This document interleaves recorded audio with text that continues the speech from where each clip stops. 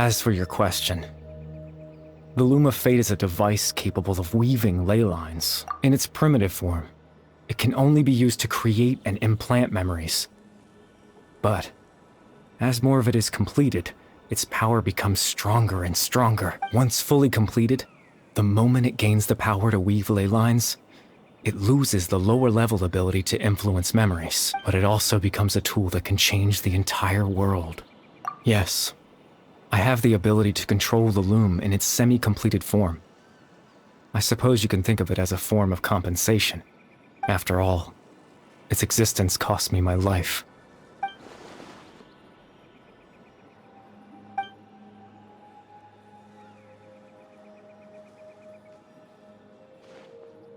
Ah, that. I was wrong to implant those memories. I'm sorry I caused so much trouble. I just wanted them to feel like I once existed in this world, as if I had a chance at life.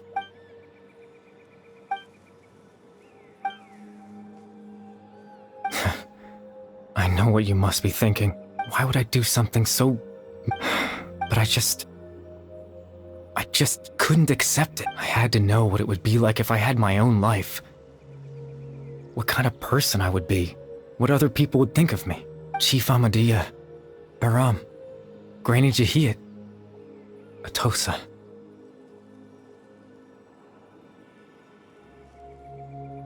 What would it be like if I could live alongside them? No cataclysm, no curse. I was curious, so I selfishly tried to have my own life, even if that meant piecing together the version of myself that could have been. One memory at a time. I know it sounds stupid. After all, my life ended a long time ago. Any chance at living was stripped away from me when I was 8 years old. My God, even the form you see before you was nothing but an invention based on my father's appearance. An imagined version of what I would look like if I had the chance to grow up.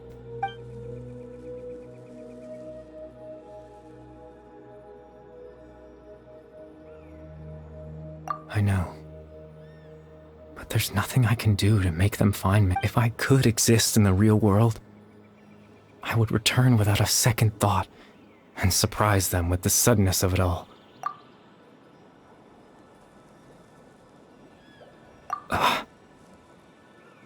I know.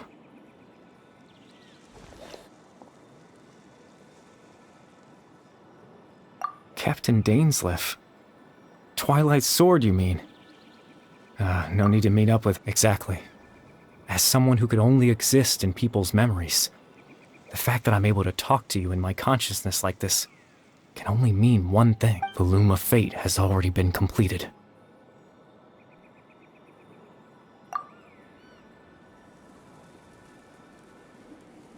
No need to worry about Captain Dainsleif. He's absolutely fine.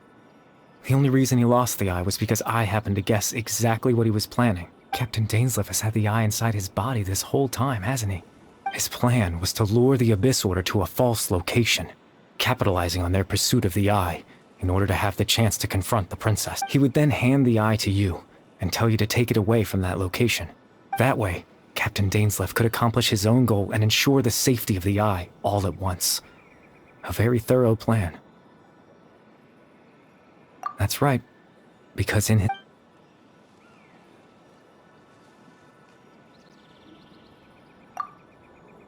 Before you two entered that false location. Traveler, wait.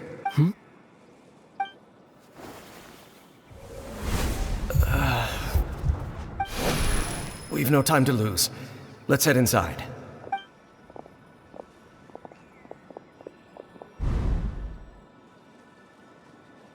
That was when I implanted the memory of him handing you the eye. Given the tense situation at that time, Captain Dainsleif failed to notice and... I'm sorry, Traveler, but I needed the Loom. I promise I'm not trying to conceal anything from you, but I truly... Tevat's ley line system is deeply entrenched in the planet. Creating new ley lines can neither replace nor extend the ones that already exist in the face of everything they could be planning. I fear I'm too insignificant to even get a glimpse of. In any case, I had my own use for the Loom of Fate, and my goal. You remember my father, don't you?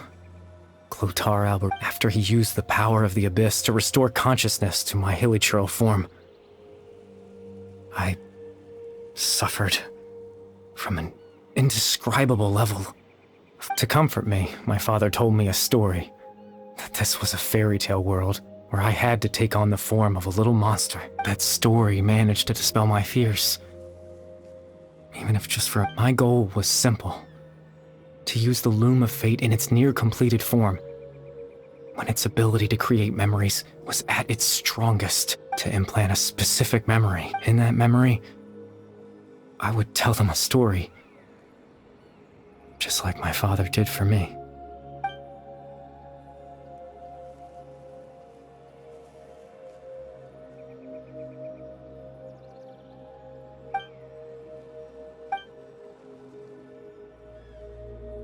I can't change the world. Not when I lost the very right to exist within it. All that's left of my existence is a wisp of residual consciousness tied to the Loom of Fate. But now, the bedtime story?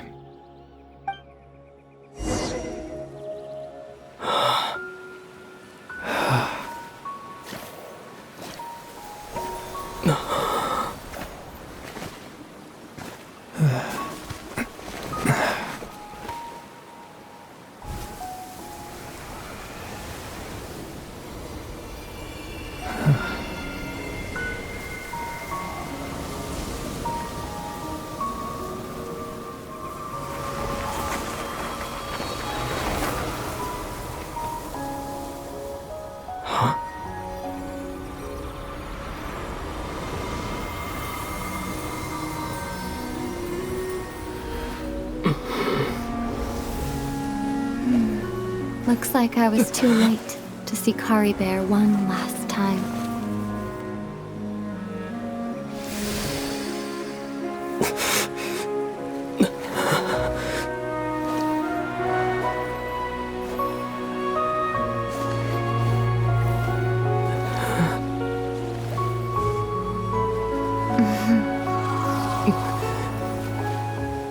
Kari Bear's consciousness is gone.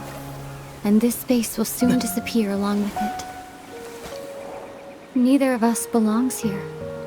That's why we're not tangible. Were that not the case, I'd love to hug you too.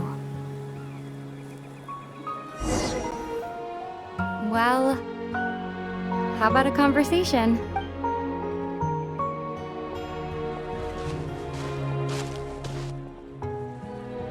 The chance to just stop and talk like this is certainly not easy to come by. Wouldn't you agree? That battle earlier was tough. The one against Dane, I mean.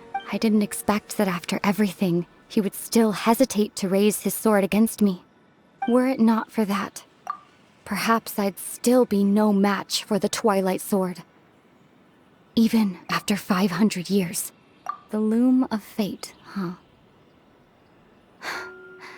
I still haven't found a way to utilize it to its full potential.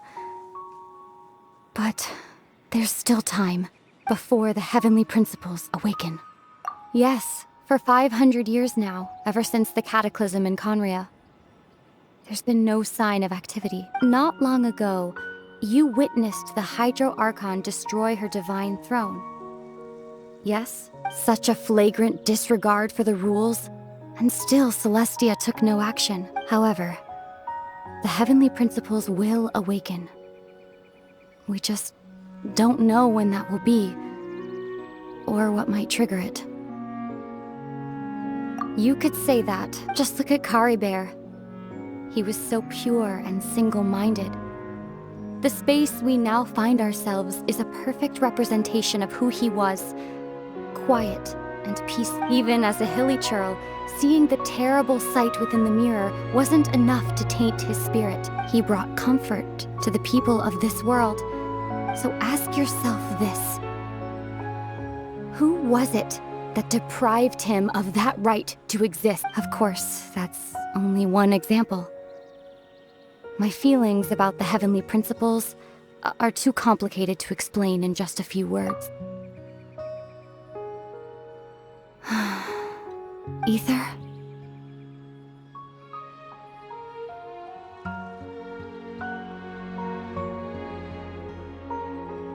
You're the only one in this world who calls me that.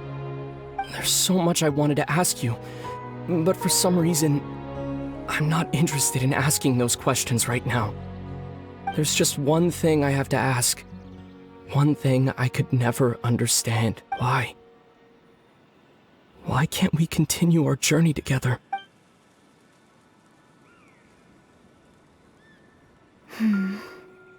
At the end of my journey, I arrived at a place known as the Sea of Flowers at the end.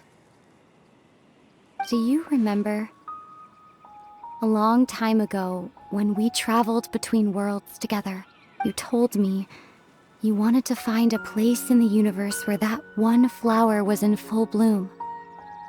To have a place like that suddenly appear before me, well, would you think of that as a coincidence? You mean... I miss you too, Ether. But as this war continues to rage, and as I continue to seek that final answer, I don't even know how to face myself sometimes, let alone my own brother. What's going on? This space has lost its tether. I doubt it'll be able to exist much longer. In fact, aside from our inability to physically interact with each other, there's something else you should know about this space. With Kari Bear gone, everything in space will be wiped from existence, including all memory of our reunion. You're only telling me this now?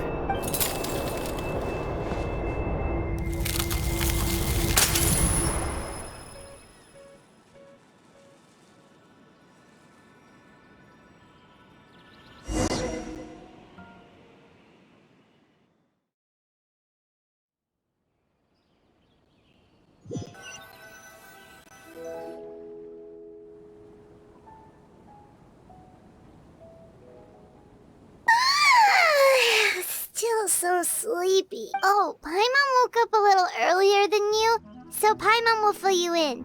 The villagers said that they saw us sleeping near the village. Oh, and Dane came by just now. He didn't say anything, though. Just made sure that you were all right and left.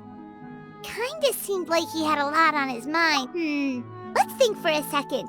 We were in that memory, and we saw that guy you called Kari Bear.